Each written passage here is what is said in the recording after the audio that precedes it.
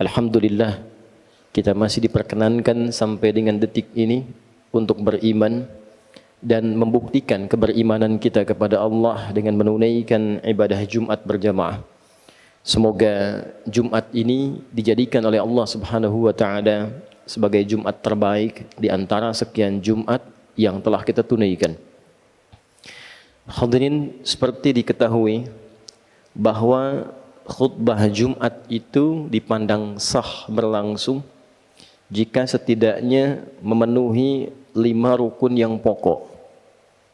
Ada satu bagian yang diperdebatkan di kalangan ulama, namun ulama sepakat dengan 5 pilar, 5 rukun yang pokok ini. Pertama adalah hamdalah, memuji Allah Subhanahu wa taala dengan mengawali khutbah. Kedua adalah salawat, bersalawat pada Rasulullah sallallahu alaihi wasallam. Yang ketiga adalah wasiat, mengingatkan jamaah untuk meningkatkan takwa kepada Allah Subhanahu wa taala. Yang keempat adalah penyampaian setidaknya ayat-ayat Al-Qur'an atau bagian dari hadis Nabi Muhammad sallallahu alaihi wasallam. Dan yang kelima pada khutbah yang kedua ditutup dengan doa. Hadirin, 5 rangkaian rukun atau pilar yang menentukan sahnya khutbah Jumat itu bukan sekedar menjadi bagian formalitas, tapi ada hikmah, ada rahasia yang terkandung di dalamnya, sehingga setiap pekan kita diingatkan oleh 5 pilar ini. Dan 5 inilah yang akan menentukan perjalanan kehidupan kita setiap pekan, bagaimana pekan-pekan itu dilalui dengan nikmat, dengan bahagia, lebih dekat dengan Allah, lebih dekat dengan potensi kesuksesan yang mungkin kita raih. Inilah 5 pesan yang sering kali diungkapkan dalam khutbah Jumat dan diulang-ulang setiap kita datang untuk menunaikannya. Hadirin, di pertemuan ini kita akan mendalami, mengelaborasi rukun yang pertama, pilar yang pertama, yaitu hamdalah. Jika kita perhatikan setiap khatib memulai khutbah Jumat, ia pasti akan berkata atau setidaknya menyampaikan syukur dan pujian kepada Allah. Alhamdulillahi Rabbil Alamin. Nahmadullah, atau segala bentuk pilihan kata lainnya yang menunjukkan pujian kepada Allah. Hadirin, hamdalah, sifat memuji dan syukur ini sejatinya memiliki 2 rahasia penting. Dan keduanya terkait dengan penerimaan atas nikmat Allah Subhanahu wa taala yang Allah anugerahkan kepada kita dalam berkehidupan. Hamdalah sebagai ungkapan ekspresi syukur kita kepada Allah atas nikmat yang diberikan oleh Allah kepada kita, memberikan karunia yang pertama adalah membangun sifat qanaah. Qanaah, menerima dengan baik semua apa yang Allah anugerahkan, dan dengan sifat penerimaan itu muncullah rasa syukur, dan dengan syukur itu yang paling menarik, ia selalu bersikap positif atas semua nikmat yang diterima tanpa harus menyoal dan memikirkan apa yang tidak ia dapatkan sampai detik itu. Kita mendapatkan nikmat dari Allah, sepeda, muncul sifat qanaah, alhamdulillah. Kita tidak harus berpikir tentang orang yang punya motor. Kita tidak sibuk berpikir tentang pajaknya orang yang punya Alphard. Kita tidak harus sibuk berpikir tentang apa yang tidak kita miliki. Itulah qanaah. Saat ini alhamdulillah Allah berikan rizki cukup kita untuk mengontrak. Alhamdulillah, mengontrak dipetakan, mengontrak rumah. Tidak harus kita berpikir dengan rumah yang ditempati oleh orang lain. Di qanaah itu membangun sifat menerima yang melahirkan kepuasan. Alhamdulillah, terima kasih ya Allah. Engkau berikan sejatinya padaku nikmat sampai detik ini yang tidak engkau titipkan kepada hamba-hambamu yang lain. Itulah qanaah. Alhamdulillah, selama sepekan cobalah hitung berapa banyak nikmat yang Allah berikan kepada kita. Nikmat sehat, nikmat bahagia, nikmat bercengkrama. Sehingga kadang kita lupa dalam sepekan untuk mengatakan fabi ayyi ala'i rabbikuma tukadziban. Sikap inilah yang kelak akan membentengi kita dari perilaku-perilaku negatif yang mungkin muncul. Karena lawan dari qanaah itu istighna, ingin merasa lebih. Ketika seseorang ingin merasa lebih, maka tertambahlah beban hidupnya dan terbukalah potensi bagi dirinya untuk menyimpang. Kalla innal insana la yatgha ar-ra'ahu istaghna. Sekali-kali jangan pernah lakukan, kata Allah. Manusia itu akan mulai berpotensi menyimpang jika ia ingin merasa lebih. Sudah diberikan oleh Allah sepeda, ingin motor. Tentu beban diri kita, tentu pekerjaan kita, beban pikiran kita akan meningkat. Bagaimana supaya bisa mendapatkan apa yang diharapkan itu? Padahal sepeda pun belum tentu digunakan pada hal-hal yang sesungguhnya menjadi asas kebutuhan kita. Allah anugerahkan kontrakan, alhamdulillah. Tidak banyak berpikir. Tidak banyak berpikir tentang pengelolaan, tidak banyak berpikir tentang pajak, tidak banyak berpikir tentang macam-macam. Allah anugerahkan kebahagiaan di dalamnya. Ketika ingin lebih, maka artinya kita memacu beban pikiran kita memacu beban pekerjaan kita, sehingga berpotensi meningkatkan beban yang sebelumnya tidak didapatkan. Apakah meningkatkan diri untuk meraih nikmat lebih itu dilarang? Tidak. Tidak. Meningkatkan kemampuan diri untuk mendapatkan nikmat itu wajib dilakukan. Namun demikian, sifat menerima nikmat yang Allah anugerahkan itu wajib kita lakukan. Jadi berbeda antara istighna, ingin merasa lebih, dengan meningkatkan istiqdar, meningkatkan kemampuan kita untuk mendapatkan lebih. Itu berbeda. Yang dilarang itu sikap tidak menerima atas apa yang Allah titipkan, apa yang Allah anugerahkan kepada kita. Lantas dengan sikap itulah kemudian ia membuka potensi berbuat maksiat yang menyimpang dari jalur-jalur kebenaran. Bukankah orang yang korupsi itu karena ingin merasa lebih?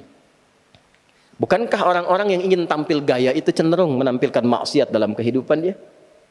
Nah, ini yang dilarang dalam Islam. Ini yang diingatkan dalam setiap pekan. Boleh kita meningkatkan kemampuan diri, tapi terima apa yang Allah anugerahkan kepada kita sebagai titipan yang kelak akan ditanya saat kita berpulang. Perhatikan kalimat Qur'annya. Kalla innal insana la yatgha ar-ra'ahu istaghna. Setelah itu Allah tegaskan, inna ila rabbika ruj'a. Engkau berharap ingin menambah-nambah di luar batas penerimaan yang aku anugerahkan, lantas memicu kerja keras pada dirimu, berpikir, tidur sulit, banyak sakitnya, padahal engkau merasa satu saat kau pasti akan pulang, kau pasti akan meninggal. Silahkan tingkatkan kemampuan dirimu, bersamaan dengan itu terima nikmat yang aku anugerahkan kepadamu. Qanaah kita hadirkan dalam saat yang bersamaan istiqdar, memompa kemampuan kita lebih untuk mendapatkan anugerah yang Allah bentangkan. Itu yang kemudian kita tampilkan dalam berkehidupan. Belajar tetap, jangan disalahpahami, sudah qanaah saja dengan kemampuan sekarang. Tidak, baca buku lagi, belajar lagi, tingkatkan lagi, tingkatkan etos kerja lagi. Dengan sendirinya nikmat akan datang. Itu hukumnya. Innallaha la yughayyiru ma biqaumin hatta yughayyiru ma bi anfusihim. Allah tidak akan merubah keadaan diri kita sebelum kita menunjukkan tentang fitrah keadilan Allah untuk berusaha merubah diri kita. Allah membuat sebuah hukum, orang yang bisa meningkatkan keadaan dirinya, maka dibuka oleh Allah pintu-pintu kebaikan lebih daripada sebelumnya. Jadi hadirin, jika khatib kemudian mengingatkan kita dalam khutbah Jumat dan dibuka dengan Alhamdulillahi Rabbil Alamin, maka segera sadar dalam sepekan itu berapa nikmat yang belum kita iringi dengan sifat qanaah. Berapa nikmat yang belum kita iringi dengan sifat penerimaan yang baik. Qanaah. Qanaah menekan sifat-sifat iri hati. Qanaah menghilangkan dendam. Qanaah menghapuskan sifat-sifat tidak terpuji. Jadi setiap pekan kita diajari, jangan iri hati, jangan dendam, bebaskan dari perasaan-perasaan yang tidak baik, tingkatkan kemampuan diri, terima nikmat Allah yang Allah anugerahkan kepada kita. Ini bagian yang pertama. Yang kedua hadirin, syukur juga bermakna menggunakan nikmat yang Allah anugerahkan kepada kita pada hukum yang telah Allah tetapkan dalam penggunaannya. Menggunakan nikmat yang Allah anugerahkan kepada kita pada hukum, pada ketentuan yang telah Allah tetapkan dalam penggunaannya. Kita beri contoh. Allah anugerahkan pada kita nikmat mata yang sehat, bisa memandang. Alhamdulillah kita terima kasih ya Allah, Engkau berikan kepada aku nikmat pandangan sampai detik ini, saat sebagian orang belum tentu bisa mendapatinya. Lalu bagaimana kemudian kita membangun syukur, sifat syukur dari sifat qanaah yang telah kita hadirkan tadi? Maka gunakan mata pada hukum yang telah Allah tetapkan. Apakah fungsi mata itu? Maka turun surah cahaya, misalnya surah ke-24 ayat 30 itu. Qul lil mu'minina yaghuddu min absarihim. Muhammad sallallahu alaihi wasallam perintahkan, sampaikan pada hamba-hambaku yang beriman, umatmu yang beriman, gunakan mata itu untuk memandang yang baik saja. Bila yang tak baik itu kemudian berpotensi terpandang, alihkan pandanganmu dari objek pandangan itu. Jadi mensyukuri nikmat mata, menggunakan mata untuk memandang yang baik-baik menurut aturan Allah dan Rasulnya. Tak baik palingkan, itulah syukur. Mensyukuri nikmat lisan, menggunakan lisan pada yang baik-baik yang Allah perintahkan. Ya ayyuhalladzina amanu la yasraq qaumin qaum, jangan gunakan untuk mencela.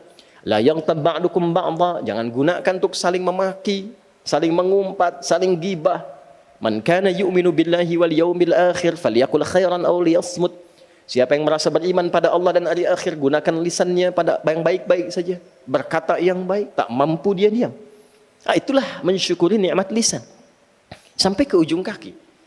Jadi kita jangan bicara dulu mensyukuri nikmat sepeda, nikmat motor, nikmat pakaian, nikmat harta. Ini dari ujung kepala sampai ujung kaki selama sepekan ini sudah disyukuri atau belum?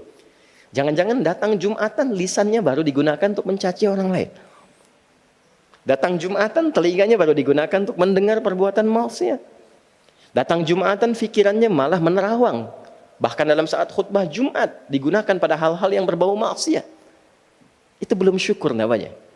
Karena itulah ketika khatib mengatakan alhamdulillahi rabbil alamin. Ingat semua nikmat yang Allah anugerahkan pada kita. Nikmat kesehatan, udara, keluarga dan seterusnya. Lalu setelah itu gunakan semua nikmat ini dan evaluasi pada semua ketentuan yang Allah tetapkan. Lihat nikmat ada orang tua, sudah didoakan atau belum? Orang tua dekat dengan Allah atau tidak? Sudah sholat atau belum? Ada anak-anak sudah bisa baca Quran atau belum? Dekat dengan Allah atau tidak? Jangan kita berharap sekeluarga masuk surga, sementara anak pun sholat tak mampu. Orang tua jauh dari Allah. Maka apa yang kita harapkan dalam kehidupan ini? Sikap yang dapat dibangun dua hal melalui sikap syukur dalam wujud ekspresi khatib alhamdulillahirabbil alamin. Setiap pekan kita mendapatkan pesan-pesan Rabbani, terima semua nikmat, maka terbebas dari perbuatan maksiat, hilang sifat-sifat yang tidak baik. Saat bersamaan gunakan semua nikmat itu pada seluruh ketentuan yang telah Allah tetapkan, yang dengan itu mudah-mudahan kebahagiaan di dunia bisa diraih, hisab di akhirat ringan kita menjalaninya. Barakallahu li wa lakum fil Qur'anil azim wa nafa'ni wa iyyakum bima fihi minal ayati wa dzikril hakim wa taqabbala minni wa minkum tilawatahu innahu huwas samiul alim. Ud'ullaha yastajib lakum jami'an.